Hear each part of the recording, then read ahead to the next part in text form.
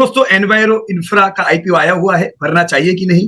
Company कैसी है, किस इंडस्ट्री से ताल्लुक रखती है, इस इंडस्ट्री में और इस कंपनी में क्या हम अच्छा ग्रोथ उम्मीद करेंगे अगर हम लॉन्ग टर्म के लिए लेते हैं? तो क्या इस इंडस्ट्री में कोई और कंपनी तो अच्छी नहीं है?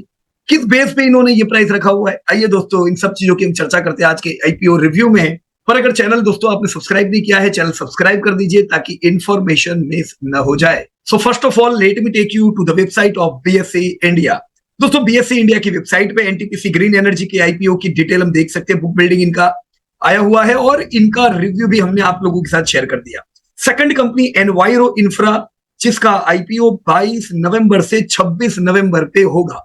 दोस्तों इस कंपनी की प्राइस बैंड है 140 टू 148 रुपीज। तो ये 148 पे महंगा है कि सस्ता? क्या ये 148 को हम 500 में कन्वर्ट होता देखेंगे? इन चीजों की जानकारी के लिए हम यहाँ पे अंदर जाके थोड़ी और इंफॉर्मेशन लेते हैं। दोस्तों मुझे मिली इनकी फेस वैल्यू 10 रुपए की, 101 के लॉट के साथ ये लोग आए हैं, तो करीबन 15,000 रुपए का दोस्तों हमारा इन्वेस्टमेंट हुआ। मैं यहां से दोस्तों प्रोस्पेक्टस डाउनलोड कर देता हूं और रेड हेरिंग प्रोस्पेक्टस से मैं जानकारी लूंगा कि कंपनी कैसी है, इंडस्ट्री कैसी है, पीयर ग्रुप कैसे है। राइट दोस्तों, आरएचपी ओपन करते ही मुझे जो सबसे पहली इंफॉर्मेशन मिली कि भाई आईपीओ कितने का है। जैसे यहां मैं देख रहा हूं फ्रेश इशू करीबन 3.9 करोड़, अब इसको 148 से मल्टीप्लाई करो, करीबन 600 करोड़ का दोस्तों ये फ्रेश इशू हुआ। तो इतना रुपया कंपनी के पास आएगा, कंपनी नए शेयर इशू करेगी और ऑफर फॉर सेल, यानी जो एग्जिस्टिंग प्रमोटर है वो अपने शेयर सेल करेंगे, जो करीबन 60 करोड़ का हुआ। तो कुल मिला के 650 करोड़ के आसपास का दोस्तों इनका फंड रेज इस आईपीओ के जरिए दोस्तों होगा, जिसमें ज्यादातर पैसा कंपनी के पास आएगा और कुछ पैसा प्रमोटर के पास जाएगा, ये क्लियर है।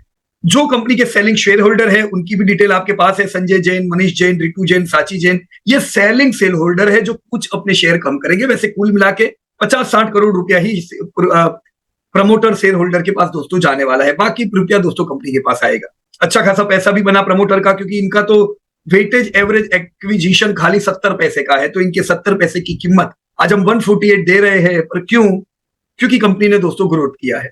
मूविंग फर्दर दोस्तों मैं सीधा जाऊंगा समरी ऑफ ऑफर डॉक्यूमेंट में, जिसमें मुझे कंपनी के बारे में कुछ जानकारी मिलेगी। दोस्तों ये लोग किस बिजनेस में है? ये लोग दोस्तों वाटर और वाटर वेस्ट ट्रीटमेंट प्लांट्स और वाटर सप्लाई स्कीम प्रोजेक्ट्स, जो गवर्नमेंट के लिए प्रोजेक्ट होते हैं, उनकी डिजाइनिंग, कंस्ट्रक्शन, ऑपरेशन और मेंटेनेंस के बिजनेस में है। तो दोस्तों बिल्कुल यहां पे क्लैरिटी होनी चाहिए कि ये जो सेगमेंट है जिसमें ये बिजनेस कर रहे हैं, ये जरूरत वाला सेगमेंट है जिधर ग्रोथ तगड़ा मिलना है। तो यस, ये ग्रोइंग इंडस्ट्री का पार्ट है, ध्यान देना चाहिए। Sewage treatment plant, sewerage schemes, common effluent treatment plants वगैरह वगैरह। दोस्तों जैसे अर्बनाइजेशन बढ़ता है दोस्तों इन चीजों की जरूरत पड़ती है। तो यस दोस्तों, ये इंडस्ट्री हुई ग्रोइंग। दोस्तों ग्लोबली ये जो इंडस्ट्री है ये 6.10% के ग्रोथ से दोस्तों आगे बढ़ेगी। भारत में बढ़नी चाहिए कि नहीं? तो भारत में इसकी ज्यादा जरूरत क्यों पड़नी चाहिए? क्योंकि भारत में दुनिया की 2.45% लैंड एरिया है और 4% वाटर रिसोर्सेज है, पर पॉपुलेशन भारत में दुनिया की 16% है। तो 16% आबादी में ये चीजें दोस्तों कम पड़ सकती है। अब पॉपुलेशन ऑलरेडी बढ़ती जा रही है दोस्तों, 1.9% के कगार से बढ़ के हम 2050 तक तो 150 करोड़ के पॉपुलेशन को पार हो जाएंगे। दोस्तों जैसे जैसे अर्बनाइजेशन इंडिया में बढ़ेगा, काफी स्ट्रेस रहना चाहिए सिविक अथॉरिटी पे, क्योंकि पानी, पीने के पानी की जरूरत बढ़ेगी, सैनिटेशन और इंफ्रास्ट्रक्चर की जरूरत पड़ेगी दोस्तों। तो यह है जरूरत वाला सेक्टर। प्रमोटर कौन है दोस्तों? संजय जैन, मनीष जैन, रितु जैन, साची जैन। दोस्तों जो 650 करोड़ की जो इनकी ऑफर है, इसको ये करेंगे क्या? इसमें से 181 करोड़ दोस्तों वर्किंग कैपिटल रिक्वायरमेंट में इस्तेमाल होगा। 30 करोड़ रुपया दोस्तों यूज होगा इनकी subsidiary EIEL Mathura engineer private limited में, और 120 करोड़ ये लोग यूज करेंगे प्री पेमेंट और रीपेमेंट अपनी जो बोरोइंग है उसको करने के लिए। दोस्तों ये है कंपनी का ईगल्स आई व्यू पे फाइनेंशियल स्टेटमेंट। सबसे पहली चीज शेयर कैपिटल। दोस्तों शेयर कैपिटल कंपनी का 137 करोड़ का है, जो आईपीओ आने वाला था इसलिए बढ़ाया गया है, जो एक नॉर्मल चीज है। 137 करोड़ का इनका कैपिटल। नेटवर्थ दोस्तों कंपनी की 323 करोड़ की है, तो जो इक्विटी है उससे थोड़ा ज्यादा नेटवर्थ है, कारण कंपनी के प्रॉफिट्स कुछ ऐड होते गए होंगे जिससे नेटवर्थ इनकी इक्विटी से बढ़ी हुई है। दोस्तों धंधा ये लोग कितना करते हैं? तो पिछले साल दोस्तों कंपनी ने 729 करोड़ का रेवेन्यू किया, जो कंसिस्टेंटली बढ़ता जा रहा है दोस्तों। 2022 में 223 करोड़ का रेवेन्यू सिर्फ 3 साल में दोस्तों 700 करोड़ पहुंचा, यानी 3 गुना धंधा दोस्तों सिर्फ 3 साल में हुआ है। ये बड़ा अच्छा पॉइंट है। जब मैं ऐसी ग्रोइंग कंपनी, उस इंडस्ट्री की जहां पे ग्रोथ है, में इन्वेस्ट करता हूं, मुझे क्या मिलता है? पहला मेरे को मिलता है मेरा प्रॉफिट। कंपनी ने जो दोस्तों प्रॉफिट किया 111 करोड़ का पिछले साल, ये पूरी कंपनी का प्रॉफिट था। मेरे हिस्से का प्रॉफिट हुआ दोस्तों 8.13 यानी कि ईपीएस। तो 148 जब मैं भरता हूं, मुझे 8 रुपया तो प्रॉफिट मिल रहा है हर साल का, जो आने वाले समय में दोस्तों और बढ़ता जाएगा। तो 148 के प्राइस डिवाइड बाय 8.13, ये तो कुछ 20 के भी अंदर का पीई हुआ। तो दोस्तों वैल्यूएशन काफी फेवरेबल है। हम बिल्कुल नहीं कह सकते कि इन्होंने आपको आईपीओ में दाम महंगा रखा है। Favourable valuation. एनएवी दोस्तों कंपनी की 21.48 है। तो 148 पे करने पे मुझे दो चीज मिलती है, एक अर्निंग ईपीएस जो मुझे हर साल मिलने वाला है और बढ़ता जाएगा, उसके साथ अब तक के जो पुराने प्रॉफिट्स है उससे जो एनएवी बनी है वो 21.48। तो मैं एनएवी के मुकाबले करीबन 7 गुना पैसा दे रहा हूं। 7 गुना ज्यादा है, लेकिन प्रोवाइडेड ये लोग इतना बढ़िया ग्रोथ कर रहे हैं दोस्तों, तो ये एनएवी कुछ ही समय में आप देखोगे 148 तक पहुंच जाएगी। तो कोई दिक्कत की बात नहीं है। बोरोइंग कंपनी के सर पे दोस्तों 306 करोड़ का है। तो net worth 323 crore, borrowing 306 crore. This denotes कि बोरोइंग हाई है। हम ये नहीं कह सकते हैं कि कम बोरोइंग है कंपनी पे। अब इनमें से कुछ 120 करोड़ बोरोइंग में आईपीओ का फंड ये लोग यूज करेंगे, तो भी दोस्तों बोरोइंग तो इनका रहेगा। तो positive point, industry strong, profit में है कंपनी, सेल्स बढ़ते जा रहे हैं यानी ग्रोथ है, महंगा नहीं दिया है। नेगेटिव पॉइंट के कंपनी के सर पे बोरोइंग है, इसे भी दोस्तों हमें भूलना नहीं है। तो फ्रेंड मैं आ गया वापस से कंटेंट पे। हम ऑलरेडी ऑब्जेक्ट जान चुके हैं। बेसिस ऑफ दी ऑफर में जाके थोड़े बेसिस देखते हैं। तो बेसिस दोस्तों दो प्रकार के होते हैं, एक हुआ क्वालिटेटिव, एक हुआ फिगर में बातें, that is quantitative. Qualitative basis क्या कहता है दोस्तों? ये लोग इन हाउस डिजाइनिंग, इंजीनियरिंग और एग्जीक्यूशन की टीम 180 इंजीनियर की रखते हैं। चलो अच्छी बात है दोस्तों। मैं बहुत बात कहता हूं कि जब आपकी कंपनी कोई एक दो रीजन में काम करती है वो रिस्क होता है। तो यहाँ पे हम देख सकते हैं कंपनी अपने प्रेजेंस को अलग अलग ज्योग्राफी में बढ़ा रही है, जैसे गुजरात, राजस्थान, पंजाब, कर्नाटका, हरियाणा, यूपी, एमपी, छत्तीसगढ़ अपने नए प्रोजेक्ट से। So this is a good point. Existing order book इनके पास दोस्तों 2000 करोड़ की है। तो हम ये कह सकते हैं 3 साल के प्रोजेक्ट की ऑर्डर बुक अभी से इन लोगों के पास है। तो 2000 करोड़ के प्रोजेक्ट इनके 21 अलग अलग प्रोजेक्ट से हुए, राइट। तो यस, ये क्वालिटी फैक्टर को मान सकते हैं। अब मैं क्वांटिटेटिव फैक्टर पे आता हूं। तो हमने ऑलरेडी ईपीएस की बात कर दी, अब दूसरी बार बात करके मतलब नहीं है। पी की भी हमने बात कर ली दोस्तों कि चलो सस्ता दिया है। इंडस्ट्री जो है पीयर ग्रुप, उसमें वाटेक 44 के पी पे है, विष्णु प्रकाश और पुगलिया 25 पे है। तो इंडस्ट्री से भी दोस्तों पी तो इन्होंने सस्ता दिया है।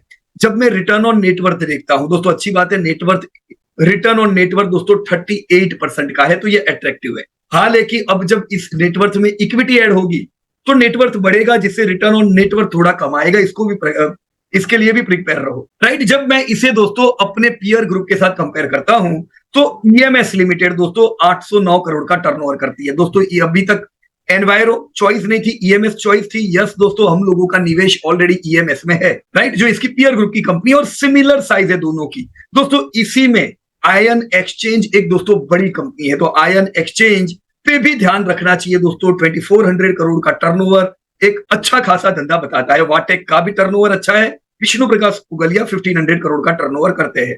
जब मैं इन सब के रिटर्न ऑन नेटवर्थ पे आता हूं तो रिटर्न ऑन नेटवर्थ एनवायरो का बहुत ज्यादा है, बाकी ईएमएस और आयन एक्सचेंज का सिमिलर यानी कि अच्छा है। पर मैंने पहले ही बताया आपको कि एनवायरो इंफ्रा का भी रिटर्न ऑन नेटवर्थ कम होके इनके करीब दोस्तों आ जाएगा, राइट। तो अब हमारे पास है दोस्तों पीयर ग्रुप में और कई कंपनीज।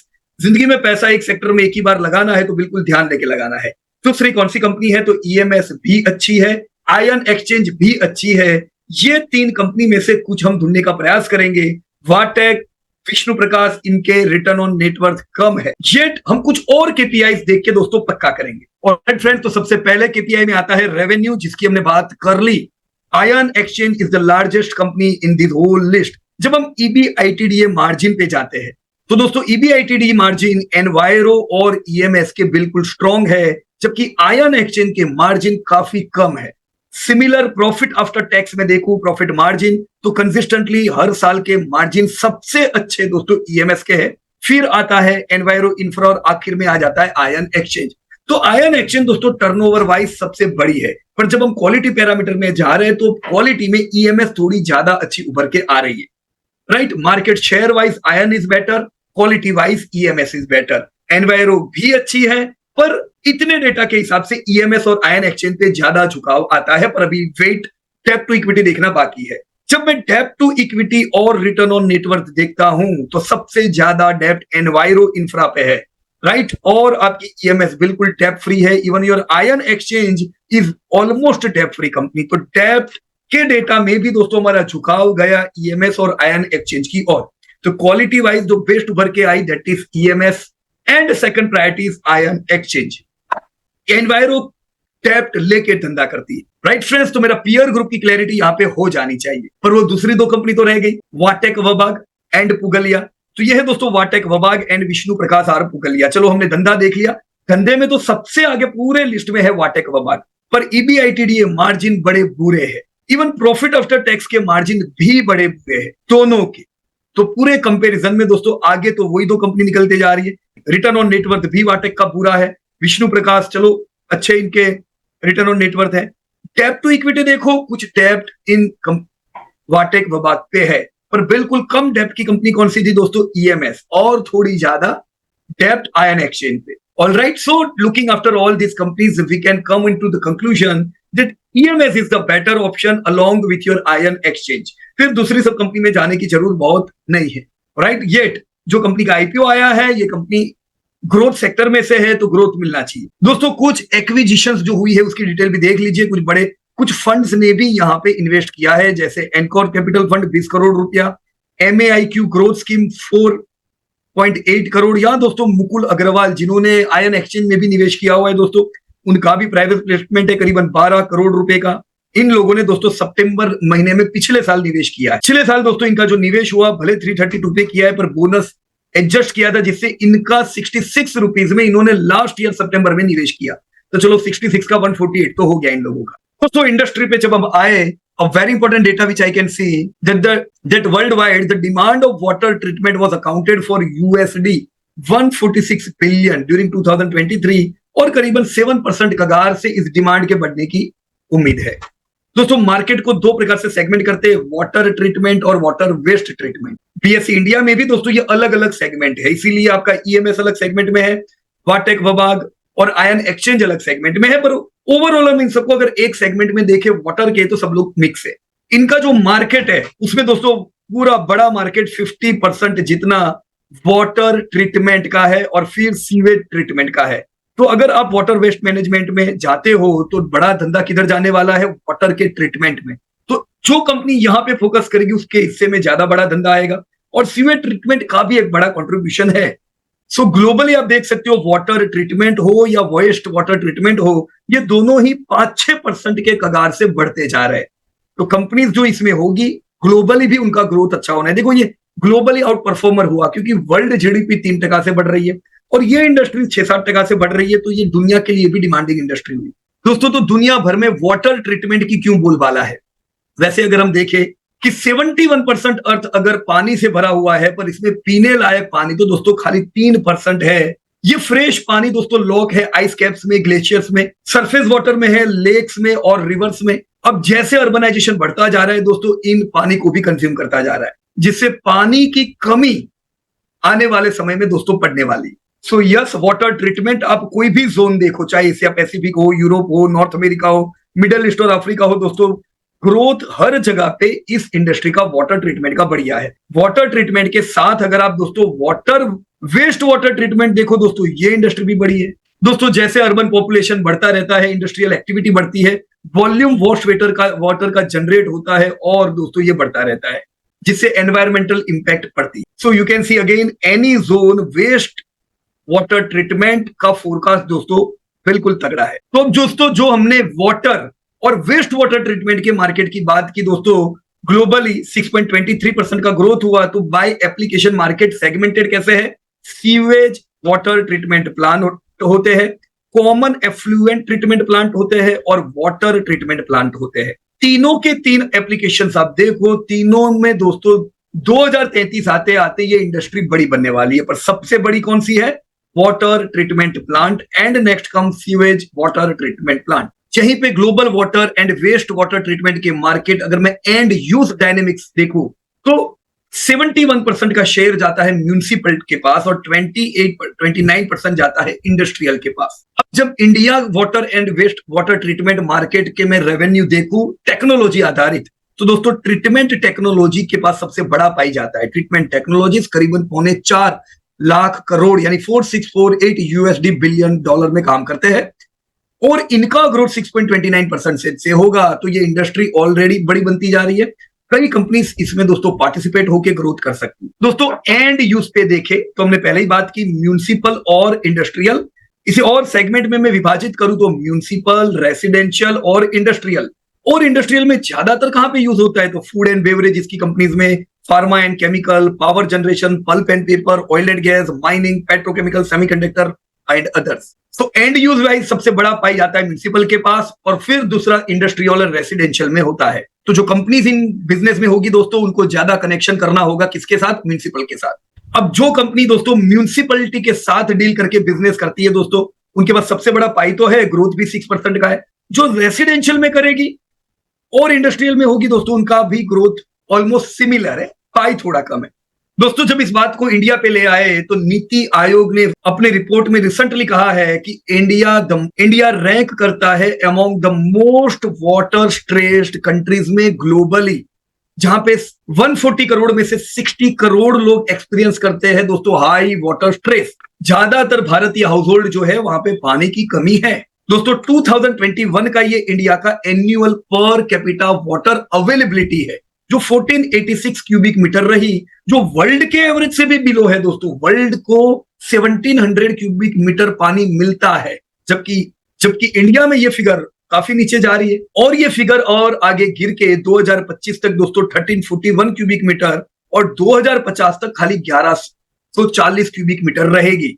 यानी पानी की अवेलेबिलिटी जो है वो और पर कैपिटा नीचे आनी चाहिए। और इसी के लिए दोस्तों आपने कोविड के बाद देखा होगा कि वाटर में इंडिया जबरदस्त एग्रेसिव हुआ और जल से नल का एक मिशन पे काम शुरू हुआ। दोस्तों ग्लोबल की तरह अगर हम इंडिया के मार्केट को देखें तो ग्लोबल से थोड़ा ज्यादा तेज है दोस्तों। Water treatment and waste water treatment करीबन 7 to 5% के ग्रोथ से बढ़ेगा। Even technology wise you can see जो ग्लोबली है वो इंडिया में है। ट्रीटमेंट टेक्नोलॉजीज की इंडस्ट्री ज्यादा बढ़ेगी और इन्हीं इंडस्ट्री के पास दोस्तों बड़ा पाई है। तो हमें भी एज ए इन्वेस्टर किधर फोकस करना है, उन कंपनी में जो ट्रीटमेंट टेक्नोलॉजी पे फोकस करती है दोस्तों। तो जो अभी तक हमने देखा type that is water treatment, sewage treatment, effluent treatment, offering क्या क्या होती है, तो सबसे बड़ा धंधा जा रहा है दोस्तों ट्रीटमेंट टेक्नोलॉजीज पे और फिर दूसरी सब चीजें हैं।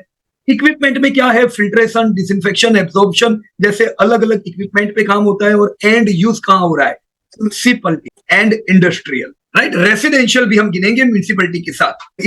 इसी की वजह से आपने देखा होगा दोस्तों कई राज्यों ने रेन वाटर हार्वेस्टिंग को कई बिल्डिंग्स के लिए दोस्तों कंपलसरी कर दिया है, क्योंकि 3% पानी है पीने लायक, उसमें भी अगर रेन का पानी हम वेस्ट जाने देंगे तो और पानी नहीं बचना है दोस्तों। एज पर यूनाइटेड नेशन जो भारत में 138 करोड़ लोग रहते हैं इन 2021, 67% रूरल में है, 33% दोस्तों मेट्रोपॉलिटन में है। अब भारत में अर्बन सिटीज एक्सपांड होती जा रही है और आने वाले दशक में जितने लोग गांव से शहर जाएंगे उसमें आधा 50% कंट्रीब्यूशन दुनिया में भारत का रहने वाला है, क्योंकि भारत अब अर्बनाइज होगा दोस्तों। ये प्रोजेक्टेड है कि 2050 तक भारत में 1450 क्यूबिक किलोमीटर पानी की जरूरत पड़ेगी, जिसमें से 75% दोस्तों एग्रीकल्चर में देना होगा, तभी तो हम कुछ प्रोड्यूस कर पाएंगे, खाना भी तो है। 7% दोस्तों ड्रिंकिंग वाटर में इस्तेमाल होगा, 4% इंडस्ट्री के लिए और 9% एनर्जी प्रोड्यूस करने के लिए। दोस्तों सीवेज जनरेशन का अगर हम एस्टिमेट देखें तो बेस्ड ऑन 2001 सेंसस भारत में सीवेज जनरेट होता है 129 मिलियन लीटर पर डे, यानी 29,000 MLD। अब जब आज हम बात कर रहे हैं 10 साल बाद दोस्तों, तो 30% इंक्रीज गिन के आज जनरेशन 33.2 MLD का होता होगा। अब इसके कॉन्ट्रास्ट में अगर हम देखें तो सीवेज ट्रीटमेंट प्लांट जो है इनकी कैपेसिटी भारत में मर्ज 6190 MLD है, 1743 और अंडर डेवलपमेंट है। इसका मतलब यह हुआ कि जितना सीवेज जनरेट होता है उसका खाली 18.6% कैपेसिटी भारत में है। दूसरा 5.2 एडिशनल ऐड होगा तो भी कितनी बड़ी दोस्तों गैप है यहाँ पे। तो फिर अनट्रीटेड सीवेज जाता कहाँ है दोस्तों? अनट्रीटेड सीवेज जाता है सीधा नदियों में और नदियों को दोस्तों पॉल्यूट करता है। दोस्तों स्टेट वाइज अगर आप इंस्टॉल्ड एसटीपीज देखो तो डेटा आपके सामने है। इंस्टॉल्ड एसटीपीज को लीड करती है महाराष्ट्र, गुजरात, यूपी, दिल्ली, कर्नाटका, हरियाणा, मध्य प्रदेश वगैरह वगैरह। तो इस गैप के कारण और राइजिंग अर्बनाइजेशन कारण दोस्तों यहाँ पे कंपनीज के लिए बड़ी अपॉर्चुनिटी है, राइट। हमने देखा और अर्बनाइजेशन बढ़ने वाला है और ये भी देखा कि कैपेसिटी में गैप तो अभी भी 75% है। इसी चैलेंज को ओवरटेक करने के लिए दोस्तों जल शक्ति की मिनिस्ट्री बनाई गई जो जस्ट 2019 में दोस्तों, और इस मिनिस्ट्री को दोनों साल दोस्तों अच्छा खासा करीबन लाख करोड़ का बजट भी दिया गया। दोस्तों बजट के एलोकेशन में बड़ा पाई जाएगा वाटर सप्लाई प्रोजेक्ट्स और sewerage and septage management projects में। तो कंपनीज जो इसमें काम करेगी उनको इसका लाभ भी होगा। तो अब दोस्तों ये बिजनेस करेगा कौन? तो दोस्तों बड़ा इंपॉर्टेंट ये डेटा है, जरा ध्यान दीजिएगा। यहां पे पूरा एनालिसिस दिया हुआ है कंपनीज का। दोस्तों लार्ज स्केल पे काम करने वाली टॉप 10 कंपनीज, मीडियम स्केल की 10 to 100 कंपनीज और स्मॉल के स्केल पे काम करने वाली मोर देन 150। तो लार्ज स्केल किसे कहा गया है दोस्तों? जो 750 मिलियन से लार्ज स्केल किसे कहा गया है दोस्तों? जो करीबन 6000 करोड़ से बड़ा टर्नओवर करे। मीडियम में 800 से लेके 6000 करोड़ तक के टर्नओवर, राइट। और स्मॉल कैप में 800 से नीचे वाली सब कंपनीज, राइट। यहाँ पे मेजर प्लेयर कौन है दोस्तों? तो लार्ज प्लेयर्स में तो लार्ज स्केल पे काम करने वाली कंपनियों में वेओलिया, इकोलैब, एक्साइलिम, पेंटर, वेराल्टो, डुपॉन्ट, स्क्लेम्बर्गर, वोग, वोल्टास, तोशिबा वाटर सॉल्यूशंस। दोस्तों ज्यादातर प्रोजेक्ट्स में ये लोग काम करते हैं। अब जैसे यहाँ पे आप वोल्टास देख रहे हो तो वोल्टास का एक छोटा सा पार्ट है इस सेगमेंट में। अगर वोल्टास एसी बेचता है, अगर वोल्टास दूसरे प्रोजेक्ट करता है तो वो उनका मेन टर्नओवर है, राइट। जब मैं मीडियम स्केल में जाता हूं तो अगेन यहाँ पे वोल्टास का भी पार्ट है और आयन एक्सचेंज इंडिया लिमिटेड जिसकी अभी हमने बात की थी। Yes friends, ion exchange medium scale की कंपनी हुई। एम्बॉन्ड केमिकल, वासु केमिकल, थर्मेक्स का भी एक पार्ट है, फिप्रो वाटर का भी एक पार्ट है, GE water, Siemens, Concord, Arvind, LNT जिसका मेन बिजनेस दोस्तों ओवरऑल कंस्ट्रक्शन में है पर एक पार्ट उसका ये बिजनेस करता है, एंड हिंदुस्तान दौर ओली रिवर लिमिटेड, राइट। ऐसे ही स्मॉल स्केल पे काम करने वाली पैरामाउंट, प्राज इंडस्ट्री नाम सुना होगा आप लोगों ने, Aquaguard, Pureit, Aquatech Asia, Murugappa, Organo, Netsol, Triveni engineering. तो की पार्टिसिपेंट ग्लोबल मार्केट में हम इन सबको दोस्तों गिनेंगे, जैसे सीवेज, इकोलैब, जाइलिम, पेंटर, डेनहर, डुपॉन्ट, स्क्लम्बर्गर और वॉक टेक्नोलॉजीज को। अब आ जाता है दोस्तों भारत पे। भारत में जो लिस्टेड कंपनीज है उनमें कौन क्या करता है? तो हमारी पहले बात हुई कि सबसे बड़ा टर्नओवर तो दोस्तों वाटेक वबाक का है, फिर ion exchange. EMS is a very good company पर ईएमएस इनके मुकाबले छोटी है। तो जो वाटेक है और आयन एक्सचेंज है ये दोनों zero liquid discharge, conventional solution, recycle and reuse solution, ये तीनों में काम करते हैं। विष्णु प्रकाश और ईएमएस दोस्तों कन्वेंशनल सॉल्यूशंस में ही है, जिससे ही उनका टर्नओवर इनके मुकाबले थोड़ा कम है। तो ज्यादा तो टेक्नोलॉजी पे काम करने वाली वाटेक और आयन है, और वाटेक तो दोस्तों मजा नहीं है, बहुत कंसिस्टेंट नहीं है, तो इसमें तो फिर आयन एक्सचेंज भी अच्छी हुई, राइट। पर ये बात है खाली रिसाइकलिंग एंड रीयूज सॉल्यूशंस की। जब हम दोस्तों ग्लोबल कंपनी प्रोजेक्ट देखे तो यहाँ पे डिजाइन एंड डेवलपमेंट तो आपकी चारों कंपनियां करती है, कंस्ट्रक्शन चारों करती है, O&M चारों करती है, खाली कंपोनेंट मैन्युफैक्चरिंग का काम आयन एक्सचेंज अकेला करता है, राइट। तो ये आयन एक्सचेंज के पास का एक पॉजिटिव पॉइंट हुआ, right. So considering all the data, देखो धंधा बढ़ना है but which is the best? तो बेस्ट में आनी चाहिए ion exchange and EMS limited, जो कि हम बैलेंस शीट के डेटा भी देखे इन दोनों चीजों के आधार पे। तो इन कंपनी में इन्वेस्ट करेंगे तो लॉन्ग टर्म में अच्छा ग्रोथ हो सकता है। तो मैं एनवायरो से क्या उम्मीद करूंगा दोस्तों? देखो एनवायरो ऑलरेडी 729 करोड़ का टर्नओवर करता है। अब देखते ही देखते ये 10,000 करोड़ तो अभी पार हो जाएगा, धंधा बढ़ना है। प्रॉफिट 100 करोड़ के कर रहे हैं, ये भी 200 करोड़ आ जाएंगे दोस्तों, कोई दिक्कत की बात नहीं है। आपका अर्निंग पर शेयर बढ़ना है, शेयर भी बहुत महंगा दिया नहीं है, तो ग्रोथ तो होना है। यहाँ पे वो चिंता नहीं है कि मेरा पैसा बढ़ेगा कि नहीं, राइट। पर ज्यादा मुझे कंफर्टेबल लगता है आयन एक्सचेंज और ईएमएस लिमिटेड में, right, considering the depth. Alright, तो आईपीओ भर सकते हैं कि नहीं भर सकते दोस्तों? भर सकते। ग्रोथ की वजह से प्रीमियम भी मिलेगा आपको दोस्तों, आप निकल भी पाओगे अच्छे भाव पे। हालांकि हम ये सब चीज नहीं करते, पर लॉन्ग टर्म के लिए मुझे इन्वेस्ट करना है तो मेरे लिए EMS and ion exchange would be a better choice, right friends. So this was all about your enviro company and water waste management industry. मुझे उम्मीद है दोस्तों इस डिस्कशन से कुछ ना कुछ वैल्यू एडिशन हुआ होगा। मुझे चैट बॉक्स में जरूर बताइएगा आप कौन सी कंपनी में दोस्तों यहाँ पे इन्वेस्ट करते हो। सो डिस्क्लोजर में बता दूं दोस्तों, हमने इन्वेस्ट किया है या हम रिकमेंड करते हैं तो आप लोग ऐसा नहीं करो। शांति से डेटा देखो, आपको कंफर्टेबल होता है वैसा करो। We are not trade provider. So thank you so much and जय हिंद टू एवरीबॉडी दोस्तों, धन्यवाद। Disclosure: This update is for educating purpose. We are not tip provider.